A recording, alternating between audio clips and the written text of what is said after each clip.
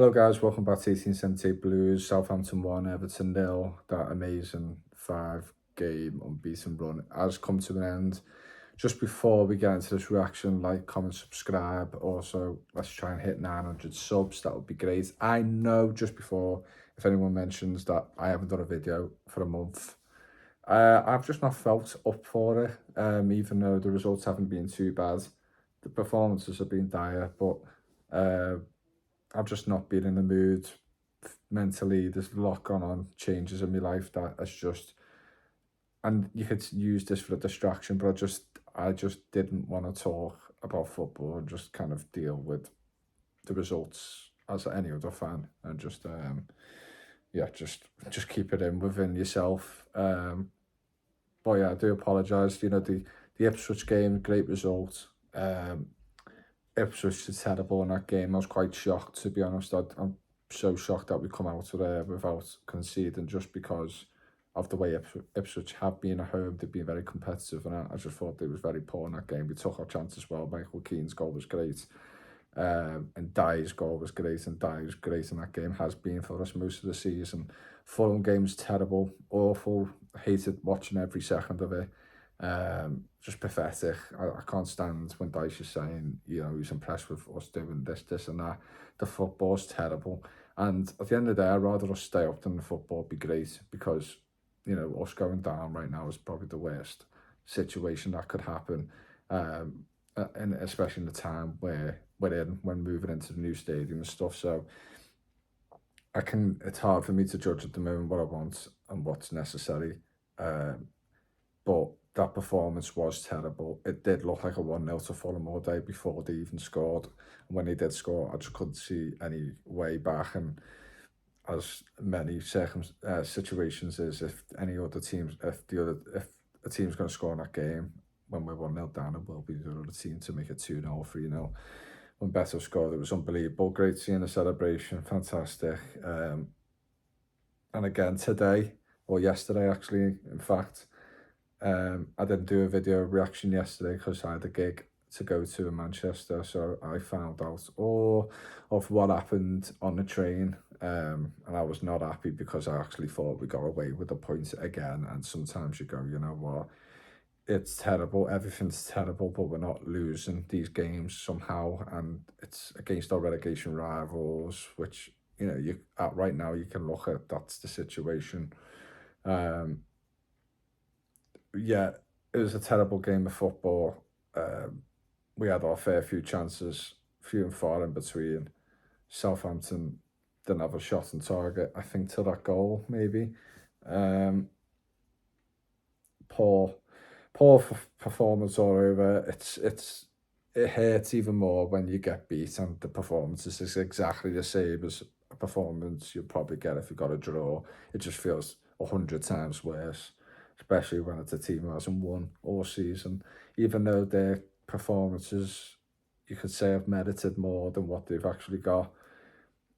But yeah, it's not ideal. And you've seen other teams like Tottenham lose to Crystal Palace, who haven't won a game all season, despite Palace being in the Premier League and not being relegated for a number of years or whatever. But Southampton haven't really either. You could kind of argue they're quite similar to each other. So for Spurs to lose that game and then go on to win 4-1 today against Villa, it just shows how crazy the Premier League is.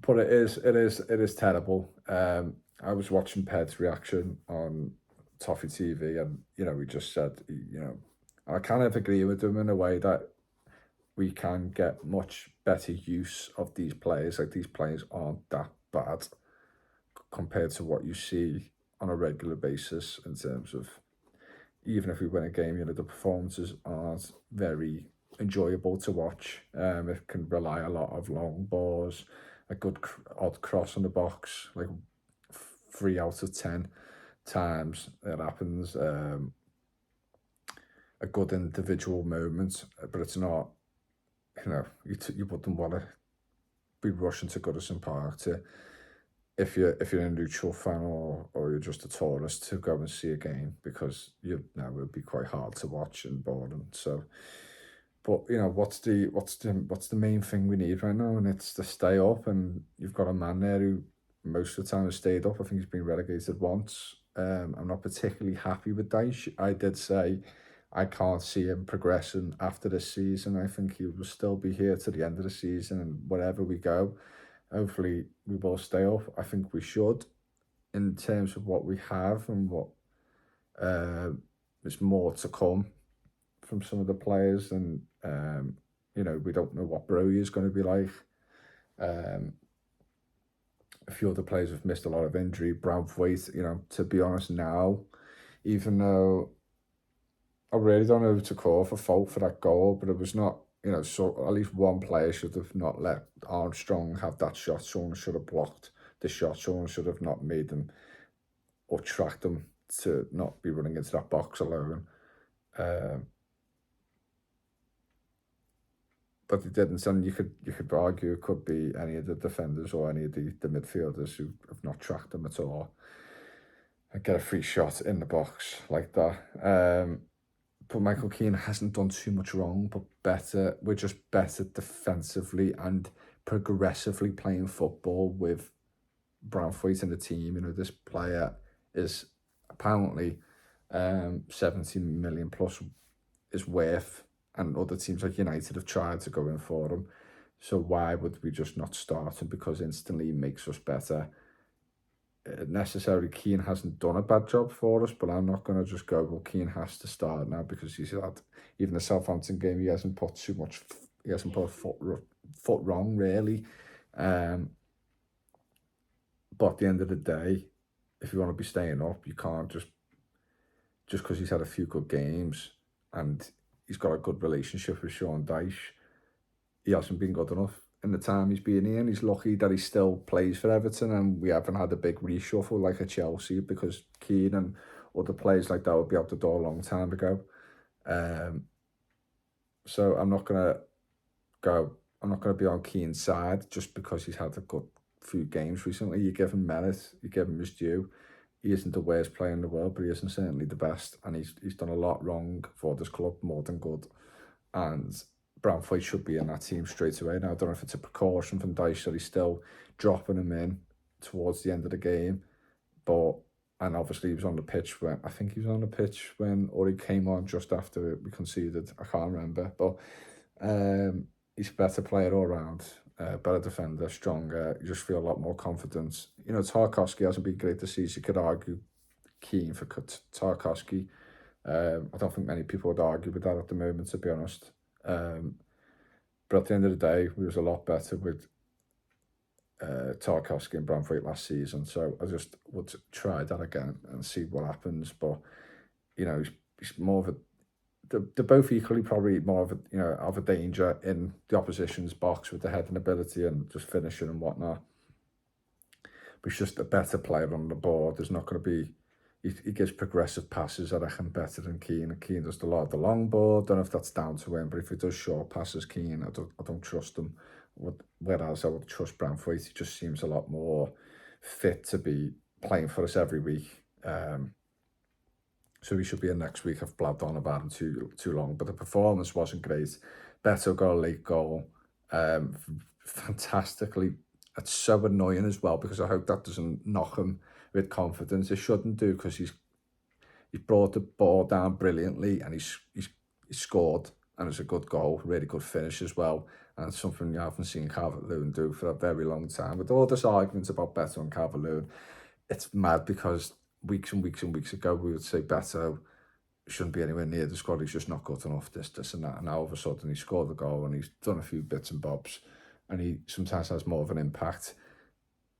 We might be a lot more loose in the tactics with Dyche at that point in the later on games, where it's a bit more we'll throw everything at them or whatever, we'll take more risks to get a draw or a win or whatever.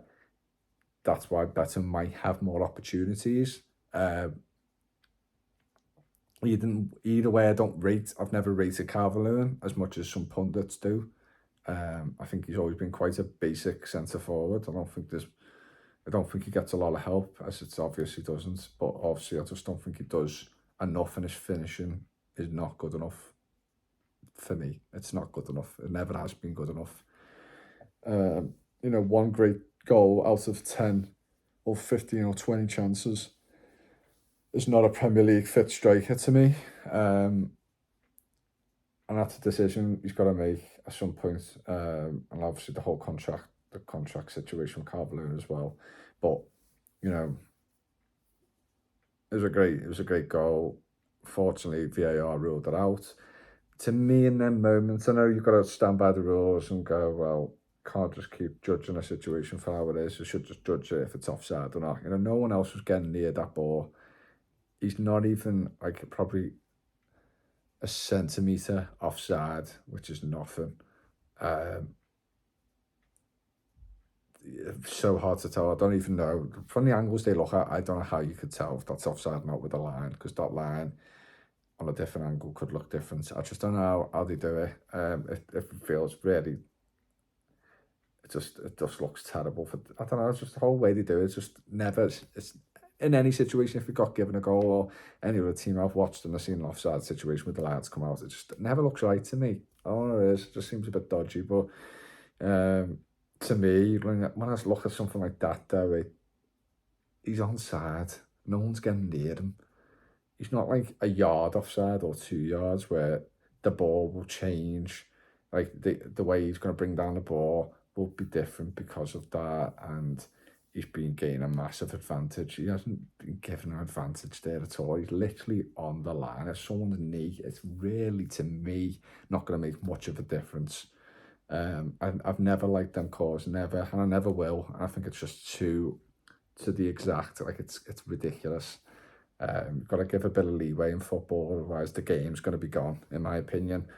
But anyway, it is what it is. You know, it wouldn't have been a deserved when we had our fair few chances. Like, you know, obviously Beto hitting the bar just before the Southampton's goal. I think we had a few more opportunities, but I can't remember them at this moment of time. But either way, I think Harrison should have done better with the chance he got. They'll probably start flooding back to me now, but just not good enough.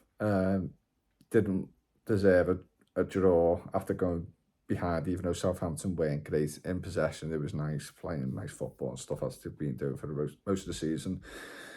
But yeah, simply wasn't good enough again. And, you know, you could start to say from them 5 games with the performances against Newcastle, you could say, and Fulham at home, it was starting to look like, even though we did beat Ipswich in between that, you know, we're going to get found out at some point, so we're just going to get punished and not find a way back. And it happened with this game, even though Southampton could count themselves lucky as well. But it is what it is. We've lost. It's not something I've not seen before. It feels very much like Southampton or Luton this year. You know, team just coming up, even though they've been here many other years. Beat us in the cup, and then we're going to get this revenge on them, and then we lose again in the league, and I wouldn't be surprised if they beat us at Goodison. And we just got this thing against promoted teams most of the time that we don't seem to win them or struggle against. So not ideal, but it is what it is. These we just got to move on to West Ham. They're struggling themselves, but they are a better team, obviously, than Southampton. But we have pulled off results there from time to time over the years, so I wouldn't be too disheartened in what's going on. I just want Branthwaite back in the squad. I just want improved performances, to be honest. But what matters me more than anything else, even though it's so hard to watch, and I haven't even gone to a game Goodison this season, even though I will do. Obviously, it's the last season. I'll probably try to go to a good few games, maybe an away game as well. But it is hard to pay all that money and to watch something horrendous. You know, for us Evertonians, it's not just a day out. It's we want to see the team do well, and you know, it's not nice to pay that amount of money to watch horrendous performances, doing the same things over and over and over again in games when it doesn't work, and then you do something different and it does work, and it's like, oh, there we go. But we've lost, and it's not something we're not used to this season. It's half the games we've lost. Yeah, we've been unbeaten in 5, but it hasn't been fantastic. It hasn't been amazing.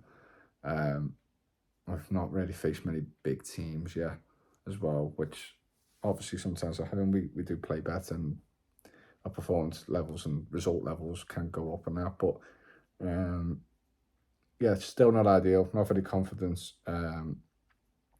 with anything this season. I'm just jealous of the likes of Nottingham Forest who've already hit like 18, 19 points, which is like halfway. They're going to look at it halfway to 40 points or 34, 35 points, because obviously they're not used to being that high in the table. So, it does annoy me. Teams like that have just come up and seems to still have more of an identity than us, even though they bought all these players. It's like going into a new school and trying to find how everyone can work with each other and deal with each other and, play with each other as well. And we, for some reason, still don't look like that type of team and never seem to find the answers. But we'll soon see. If we beat West Ham, this game is easily forgotten about, in my opinion. I think it's going to be up and down all season. We aren't on the up, in my opinion. I don't think we've just got a strong enough squad. We've still got 2 goalkeepers on the bench. It just shows the young players coming in. No one's really... we've lost Ibrahim as well. I forgot he's one of the players we're still missing. Harrison Armstrong looks good, but like no one just looks... You got like that player for Tottenham, Mikey Moore. He just looks like a breath of fresh air. I haven't said that for a while with any youthful Everton players. So aside from Bramford, you could say, but he's been establishing himself over the past few seasons and that. But we have to say, if we beat West Ham, we're on 12 points after 11 games. It isn't the worst of the worst, but yeah, if we can just find some consistency of not losing too many games for a large amount of time, then I don't think it's going to be as bad as, I would happily, if you tell me now we finish 15th or 14th, I'll be flying with that, I'll be happy. Obviously, I just don't want to get to the point that we're kind of lingering too close to the relegation zone. If we're just comfortably in mid-table, just below it, for most of the season, I'll be fine with that. And that's going to be a team who's going to lose one week and win one week and have a great result and then a real terrible result. It's going to happen, and we're not going to get that consistency, I believe, under this manager. And I don't think he's the man to take us forward. But I think for this season, I think we just need to take it how it is, and hopefully have some real highlights, memorable performances or results this season, just to look back at Goodison in some positive way before we move. But just all I'm focused on is staying in the league, and yeah, that's pretty much it, to be honest, because I think you start looking at it as a progression. If you move into a new stadium, hopefully you can bring a lot more light to the club. But it's a horrible way it does feel to end the Goodison era, the only era most of us have ever known. But to be honest, it's been really the only stadium we've ever had. So yeah, I just wish it was in a better way, but it could have been in a worse way. It could have been in the Championship by now. It still could happen, but it always could be worse. But yeah, sounds like, comment, subscribe. We'll see you so soon. Sorry for rambling on long. This is kind of like 3 or 4 videos worth into one video, but yeah, not a great result. It is what it is. We'll have better days with bad days, coming up. So I'm not surprised we've lost, and that's all I'm going to say. Like, comment, subscribe, and I'll see you so soon.